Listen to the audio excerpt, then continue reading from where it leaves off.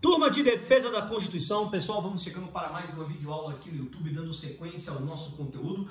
Na última videoaula eu expus a vocês o sistema judicial e o sistema político de controle de constitucionalidade. Associamos cada um destes sistemas com as formas de controle, a forma preventiva e a forma repressiva de controle. Não obstante a primazia seja do sistema judicial segundo a forma repressiva, a gente associou o controle político, vimos que tem a forma repressiva de controle dentro do sistema político, muito embora a rigor o sistema político se associe à forma preventiva de controle, e também assinalamos o sistema judicial com a forma preventiva de controle, muito embora a primazia seja do sistema judicial segundo a forma repressiva. Agora a gente avança na nossa matéria e a gente vai trazer o sistema do controle difuso, porque dentro do sistema judicial a gente tem o sistema do controle difuso e o sistema concentrado. Então tem o sistema judicial de controle difuso e tem o sistema judicial de controle concentrado. A partir desta videoaula a gente passa a estudar o sistema judicial de controle difuso de constitucionalidade. Beleza? Então coloca aí o nosso título: Controle difuso. Controle difuso de constitucionalidade. Pessoal, olha só, quando a gente fala do controle difuso de constitucionalidade, vamos primeiro aqui fazer uma anotação a respeito da origem. Vamos estruturar aqui a nossa matéria origem. A gente vai trazer a referência no direito estrangeiro, Estados Unidos, 1803, no julgamento Madison versus Marbury, resolvido pelo juiz John Marshall.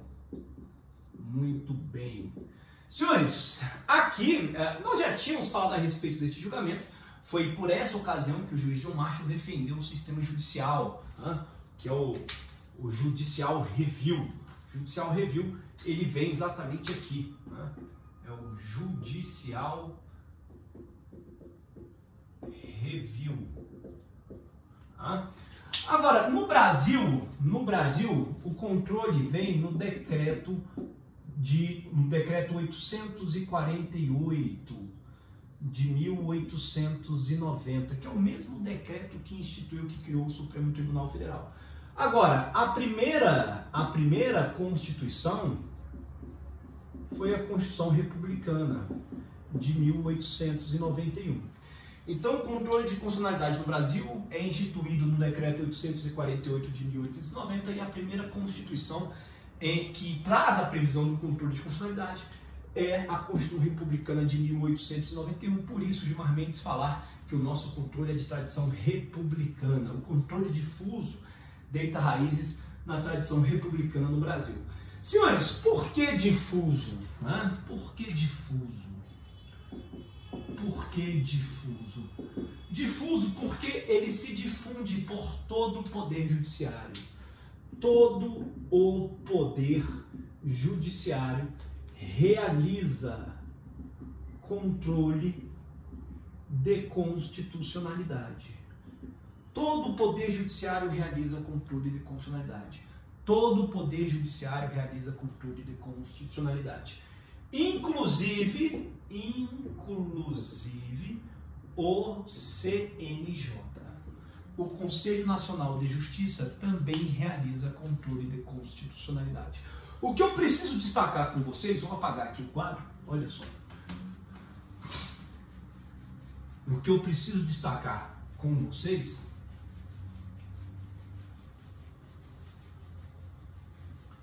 é o seguinte.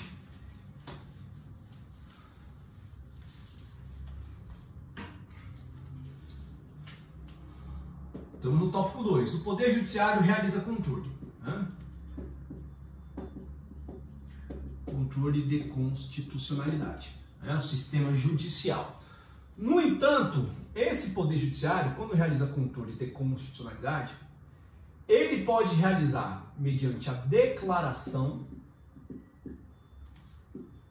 da inconstitucionalidade ou pode afastar a aplicação da lei que considere inconstitucional. A declaração de inconstitucionalidade, pessoal, apenas tem espaço nos termos, tá? Do artigo 97 da Constituição Federal. A gente chama isso daqui de reserva de plenário. Por quê? Porque se você olhar o artigo 97 da Constituição, vai lá no artigo 97, está assim: somente pelo voto da maioria absoluta dos seus membros ou do respectivo órgão especial poderão os tribunais declarar a inconstitucionalidade de lei ou ato normativo do poder público. Reserva de plenário.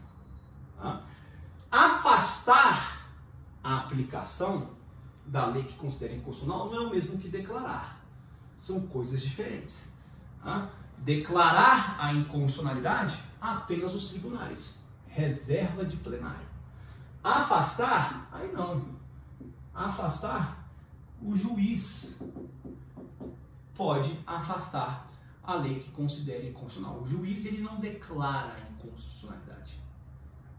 Se a Constituição tivesse autorizado o juiz a declarar a inconstitucionalidade, estaria aqui, no artigo 97. O artigo 97 diz: somente, começa assim, somente pelo voto da maioria absoluta dos seus membros ou do respectivo órgão especial poderão os tribunais declarar a inconstitucionalidade de lei ou ato normativo do poder público.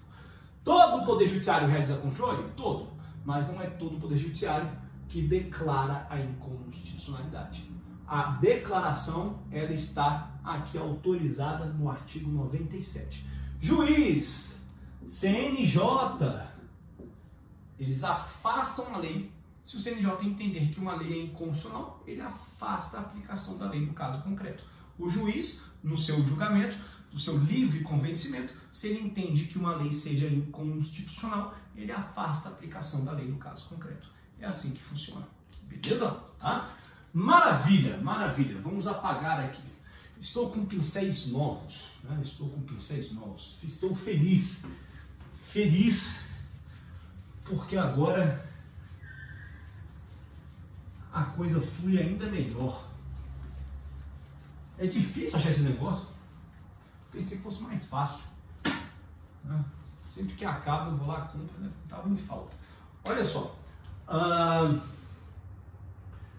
Vamos colocar aqui um tópico 3. Tópico 3. Natureza. Senhores, o controle difuso, ele se difunde por todo o poder judiciário. Ou seja, todo o poder judiciário realiza o controle. Por quê? Porque o controle difuso, ele tem a rigor, natureza concreta. Por que a rigor? Quer colocar uma nota de rodapé aqui? Então coloca aí uma nota de rodapé. Coloca assim: o artigo 97 da Constituição indica procedimento. Coloca assim: o artigo 97 da Constituição, entre parênteses, reserva de plenário, indica procedimento no âmbito do qual o controle, apesar de difuso, terá natureza abstrata. Isso ainda será estudado em videoaula própria. Coloca assim, né? Para a gente se manter bem organizado. Então, coloca aí, ó. O artigo 97 da Constituição indica procedimento de controle difuso de natureza abstrata. Isso será estudado em videoaula própria. Beleza? Ok? Então, a rigor, natureza concreta. Por que natureza concreta? Porque o controle se estabelece em um caso concreto, em uma lide. Pode ser uma ação de despejo, pode ser uma ação de obrigação de fazer, de não fazer, de entregar coisas, ação monitória, ação possessória, reivindicatória, qualquer ação. Qualquer ação. O controle se realiza em um caso concreto, uma demanda. Tá? Senhores, olha só. Se o controle se realiza em um caso concreto, é preciso entender que a questão a respeito da inconstitucionalidade, ela é uma questão que aparece no processo. Ela não é a questão principal. A questão principal na ação de despejo é a reivindicação da posse pelo locador, que é o proprietário, né, reivindica a posse com base no domínio, é a reivindicação da posse da coisa. Esse é o objeto do processo. Na ação possessória é a mesma coisa. Na ação de obrigação de fazer é o cumprimento da obrigação. Na ação de obrigação de pagar é o cumprimento da obrigação. É isso. Não é a questão da inconstitucionalidade, ela aparece no processo. Como assim aparece no processo? Ora, não existem preliminares que você pode arguir no processo? Por exemplo, preliminar de incompetência do juízo, incompetência absoluta, incompetência relativa, preliminar de prescrição, preliminar de convenção de arbitragem, preliminar de litispendência, preliminar de coisa julgada. Não é isso? Você não pode arguir preliminares? Vai aí, ó. Artigo 337 do Código de Processo Civil. Artigo 337 do Código de Processo Civil. Vai estar lá. Várias preliminares que podem ser arguidas, não é assim? Que o réu pode chegar lá e arguir. Ó, o autor está me demandando aí, mas ele não tem legitimidade, então estou arguindo uma preliminar de ilegitimidade da parte. O réu está me demandando em juízo, mas tem litispendência. O autor está me demandando em juízo, mas tem litispendência. O autor está me demandando em juízo, mas ele não tem legitimidade. O autor está me demandando em juízo, mas essa matéria já tem coisa julgada. O autor está me demandando em juízo, mas há uma convenção de arbitragem. O autor está me demandando em juízo, mas existe a prescrição. Existem várias preliminares. Entre essas preliminares, eu posso arguir também uma preliminar de inconstitucionalidade. O autor exerce pretensão lastreado em lei inconstitucional. O autor me demanda, fundamentando a sua causa de pedir, em dispositivo inconstitucional. E aí você, na preliminar, fundamenta as razões de inconstitucionalidade. É uma preliminar. Então, vamos colocar aqui um tópico 4. Vamos colocar assim, ó. O controle difuso se estabelece em um caso concreto, em uma relação litigiosa, autor e réu, em uma demanda qualquer. Tópico 4, coloca assim, ó. Características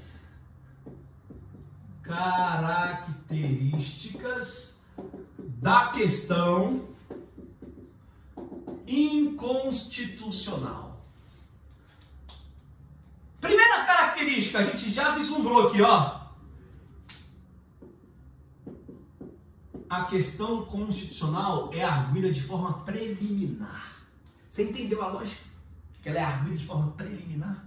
Por que preliminar? Porque ela não é a questão principal do processo. Ela pode ser arguida preliminarmente com a mesma lógica em que se argue uma ilegitimidade, uma litispendência, uma coisa julgada, uma convenção de arbitragem, uma prescrição, uma preliminar de inconstitucionalidade. A lei que tende a reger essa relação litigiosa é inconstitucional. Se advoga pela inconstitucionalidade do ato normativo. A questão é preliminar. e ela é prejudicial. Ela é prejudicial. Porque se a lei tiver o reconhecimento da inconstitucionalidade, se houver o reconhecimento da inconstitucionalidade da lei, de sorte que o juiz afaste a aplicação da lei que considere inconstitucional, prejudicou o exame do mérito. Prejudicou o exame das demais matérias de direito. Não é assim? Se houver o reconhecimento da ilegitimidade da parte, vai ter julgamento de mérito? Não, a parte é ilegítima, eu vou julgar o mérito para quê? Se houver o reconhecimento de uma convenção de arbitragem, vai julgar o mérito? Também não vai julgar o mérito. Se houver o reconhecimento da preliminar de litispendência, vai julgar o mérito? Não vai julgar o mérito. Se houver o reconhecimento de uma preliminar de coisa julgada, vai julgar o mérito? Não vai julgar o mérito. Se houver o reconhecimento da inconstitucionalidade da lei, não precisa avançar para o mérito. Então, a preliminar de inconstitucionalidade prejudica, é prejudicial às demais matérias de direito. Ao exame, vou colocar assim, é prejudicial ao exame das demais matérias de direito. Maravilha. Terceira característica. Ela é resolvida incidentalmente. Ela é resolvida incidentalmente, ela não é a questão principal. Tá? Inclusive, isto vai ficar mais cristalino, mais claro, quando observarmos o procedimento de declaração de inconstitucionalidade do controle difuso, segundo o expediente da reserva de plenário, segundo o procedimento da reserva de plenário. Tá? É um incidente. A questão da inconstitucionalidade é um incidente que tem que ser resolvido. Tem que ser resolvido. Depois de resolvido, a gente vai ter o julgamento do processo. Você não falou que é prejudicial? É prejudicial. Mas veja, se a questão da inconstitucionalidade for afastada, ou seja, se a preliminar for rejeitada, passa-se ao exame das demais questões de direito. Agora, a questão da inconstitucionalidade se reconhecida, aí não precisa examinar o mérito. Trata-se de um incidente no processo. Até porque pode ser arguida a questão da inconstitucionalidade por outros atores do processo, não apenas pelas partes. Vamos ver isso? Quem é que pode arguir a questão da inconstitucionalidade? É só o autor? É só o réu? Vamos verificar como é que funciona isso? Quem é que tem legitimidade para arguir a questão a respeito da inconstitucionalidade? Vamos ver isso. Então, as características da questão inconstitucional. Ela é preliminar, prejudicial e resolvida incidentalmente. Características da questão inconstitucional. Inconstitucional. 5.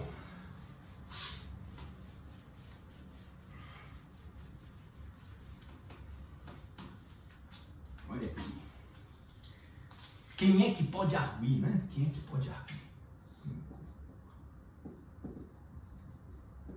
A arguição, não tem mais isso. A arguição da inconstitucionalidade. Né? Quem é que tem legitimidade? Pode fazê-lo o autor? Pode fazê-lo o réu? Quando o réu vem arguir, você já consegue entender a lógica. Por quê? Porque eu indiquei que você fosse lá no artigo 337 do Código de Processo Civil e você já compreendeu que a inconstitucionalidade ela é arguida preliminarmente, como matéria de defesa pelo réu. Então, o réu, quando vem arguir a inconstitucionalidade, ele faz como via de defesa. Via de defesa. Tal como poderia arguir qualquer outra preliminar, uma preliminar de incompetência, uma preliminar de despendência. O réu, quando faz a arguição da inconstitucionalidade, faz como via de defesa. E o autor? o autor ajuiza uma ação e ele mesmo, autor, promove a arguição da inconstitucionalidade da lei? Como é que funciona isso? O Luiz Roberto Barroso, ele fala o seguinte, tá? Aliás, sobre as questões, sobre as características da questão inconstitucional, o Luiz Roberto Barroso fala assim, a questão da inconstitucionalidade no controle difuso se afigura como uma questão arguida preliminarmente, resolvida incidentalmente e guarda relação de prejudicialidade às demais matérias de direito. Luiz Roberto Barroso fala assim no livro dele, Controle de Constitucionalidade Brasileira. E o Luiz Roberto Barroso, quando vai tratar da arguição da inconstitucionalidade pelo autor, ele fala o seguinte: o autor promove a arguição da inconstitucionalidade com que objetivo, com que escopo, com que propósito? Com o propósito de se eximir da aplicação da lei, de modo que a lei não atinja o autor. Exemplo, se o autor sofre uma notificação, ele vê, o exemplo que o Roberto Barroso traz é bem didático. Ele fala o seguinte: imagine um tributo, exatamente isso, um tributo que esteja sendo cobrado, só que a cobrança é indevida, porque o fisco não respeitou, não observou o princípio da anualidade. Ou seja, aquela nova alíquota, ela só poderá ser cobrada a partir do exercício financeiro subsequente, não neste exercício financeiro. O autor impetra um mandado de segurança e argue a inconstitucionalidade da lei que ensejou a cobrança daquele tributo segundo a nova alíquota, porque a lei é inconstitucional, porque ela não respeitou o princípio da anualidade. Então, o autor, quando promove a arguição da inconstitucionalidade, ele faz com que propósito? De se eximir da aplicação da lei. Faz com o propósito de se eximir da aplicação da lei. Outros atores no processo também podem promover, podem suscitar a questão da inconstitucionalidade no processo? Podem. O Ministério Público pode fazê-lo. Terceiros interessados também. E o próprio magistrado, o juiz também pode. O Ministério Público pode fazer na condição de parte ou de fiscal da lei. Ou fiscal da lei. Tanto faz. Terceiros, qualquer modalidade de intervenção de terceiros. Tá? Qualquer modalidade de intervenção de terceiro. E o juiz também pode arguir a qualquer tempo de ofício. Tá? De ofício.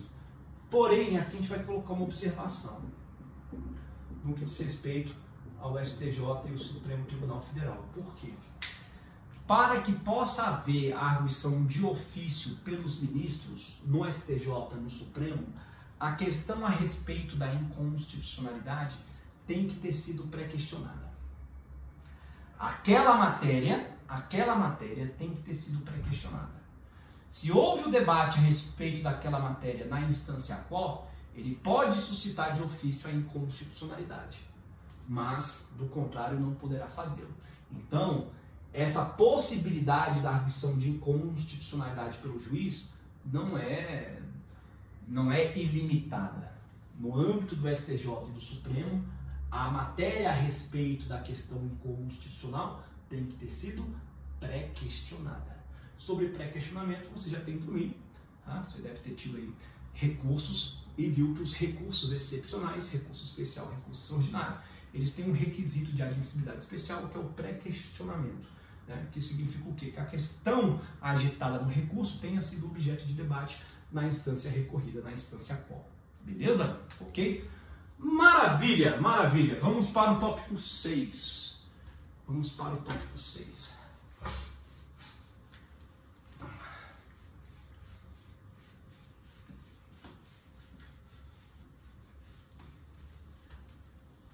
Vamos para o tópico 6.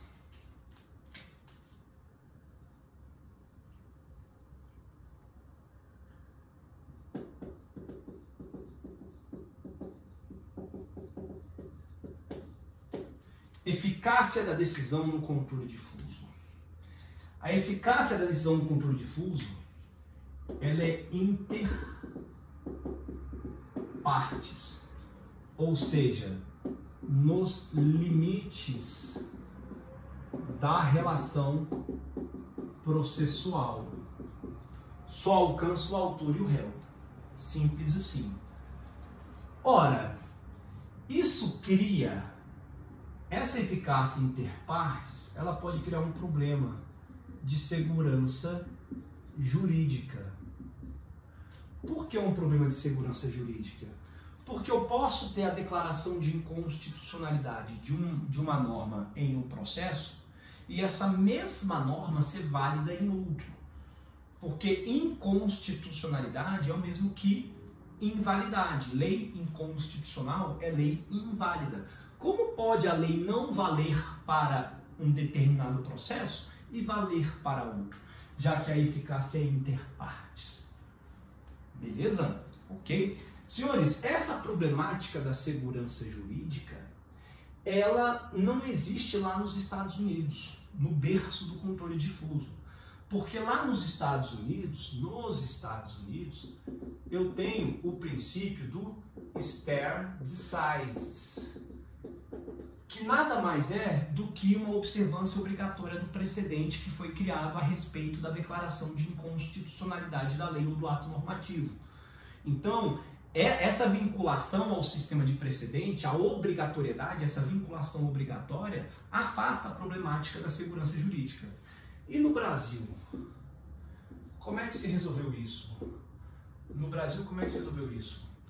Com a resolução do Senado Federal, que na atual Constituição está no artigo 52.10. O que significa isso? A resolução do Senado, ela suspende a resolução do Senado, por isso se fala em resolução senatorial, tá? Vou colocar aqui, ó, resolução senatorial.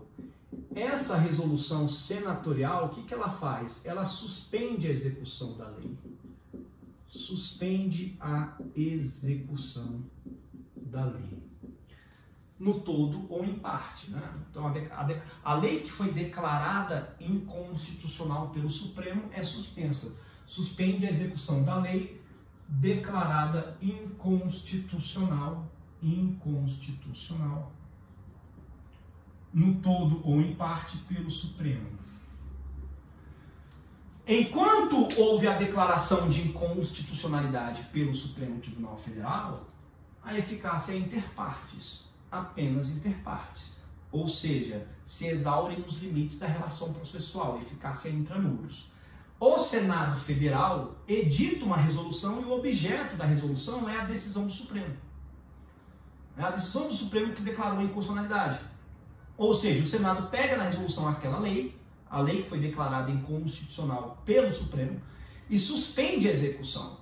Quando a Casa Legislativa Federal suspende a execução da lei, suspende para todo mundo. Então a eficácia que é interpartes, ela passa a ser erga omnes. Erga omnes. A resolução do Senado outorga, diz Gilmar Mendes, a resolução do Senado outorga eficácia erga omnes à decisão do Supremo Tribunal Federal. É isso que acontece. Tá? Então, a gente pode representar da seguinte forma. Eu tenho a decisão do Supremo Tribunal Federal, aí eu tenho a eficácia interpartes, aí eu tenho a resolução do Senado Federal, E aí eu tenho a eficácia erga omnes. Tá? Então a resolução do Senado dá eficácia erga omnes, enquanto a decisão do Supremo tem eficácia inter partes. Beleza? Ok? Maravilha. Essa resolução do Senado, ela consiste em quê? Consiste na suspensão da execução da lei declarada inconstitucional pelo STF. A obrigatoriedade disso aqui? Não. Não é obrigatório. Não é obrigatória a resolução. O Senado Federal, dentro da sua conveniência política, como casa legislativa que é, expede a resolução se quiser. Foi assim que o Brasil, portanto, tentou contornar o problema da segurança jurídica. Nos Estados Unidos tem um princípio do stare decisis, no Brasil, resolução senatorial. Esse expediente da resolução do Senado Federal no Brasil veio pela primeira vez na Constituição de 1934. Então o Brasil, desde o momento em que instituiu o controle difuso, em 1890, conviveu com esse problema da segurança jurídica até 34. A partir de 34, previu-se isso daqui, essa atuação do Senado Federal no controle difuso. Tá certo? Ok? Essa atuação do Senado Federal, hoje, ela é bastante discutida. Por quê? Porque ela vem perdendo relevância. A resolução do Senado vem perdendo relevância. Por quê? Porque essa eficácia erga omnes, ela já passou a ser atingida de outras formas. Quando a eficácia erga omnes passa a ser alcançada de outras formas, a resolução do Senado Federal vai perdendo relevância, vai se tornando letra morta na Constituição, como já ponderou uma vez o Fred Didier. Então, nós vamos mais à frente aqui no nosso estudo, a gente vai discutir isso aqui ainda. Se a atuação do Senado Federal hoje ainda se justifica no controle difuso. Por quê?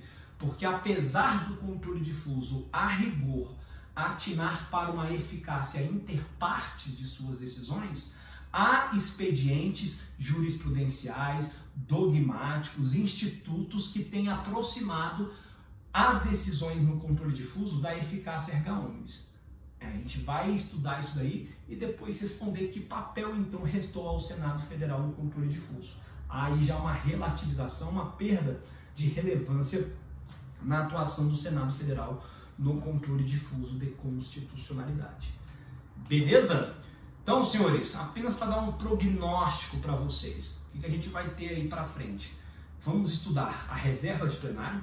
Lembra lá que eu mandei colocar aqui uma nota de rodapé? A gente vai pegar aquela nota de rodapé e vai jogar aqui no quadro.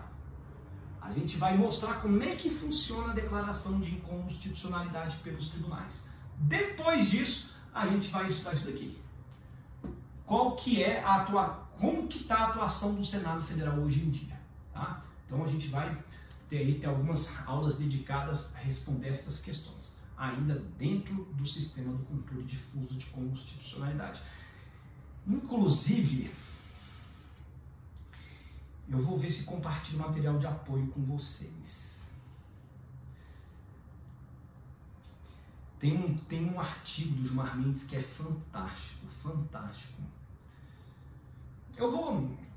A gente vai olhando lá no Google Meet que eu vou preparar uma coisa legal, vou distribuir algumas coisas bacanas como forma de complemento para as nossas videoaulas, para a nossa matéria.